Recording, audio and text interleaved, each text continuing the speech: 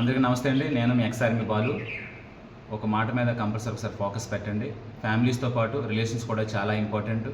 ఈ రోజుల్లో అన్న తమ్ముడు కానీ, అక్క చెల్లి కానీ ప్రతి ఒక్క చిన్న చిన్న ఈగోస్లో, చిన్న చిన్న గొడవల్లో వేరవడానికి ప్రయత్నం చేస్తూ ఉంటారు.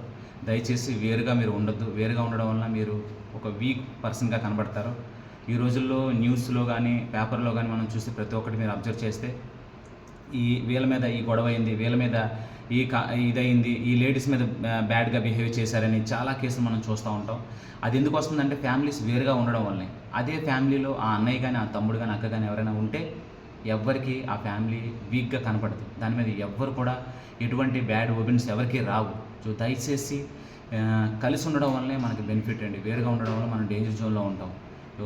మరి ముఖ్యంగా వచ్చే రోజుల్లో మన పిల్లలు కానీ, మన జనరేషన్స్ కానీ మనం ఒక మంచి ప్రేమగల కుటుంబంగా, ఒక ఉమ్మడి కుటుంబంగా వాళ్ళకి మనం ఎగ్జాంపుల్గా మనం నిలబడగలం. వాళ్ళు కూడా వాళ్ళ ఫ్యామిలీలో ఏమైనా చిన్న చిన్న మిస్అండర్స్టాండింగ్ వస్తే వాళ్ళు కూడా లేదు మనం వేరే అవ్వకూడదు, ఎందుకంటే మన ఫ్యామిలీ అందరూ కలిసి ఉన్నారు కాబట్టి మనం కూడా కలిసి ఉందామని వాళ్ళు కూడా దాన్ని ఫాలో అవుతారు. సో ఫ్యామిలీ అందరూ చాలా హ్యాపీగా ఉంటారండి. ప్లీజ్ ఫోకస్ పెట్టండి. చిన్న చిన్న యుగోలు కానీ ఉంటే కనుక ఇప్పుడే ఫోన్ చేయండి, చిన్న సారీ అని ఒక మాట చెప్పండి.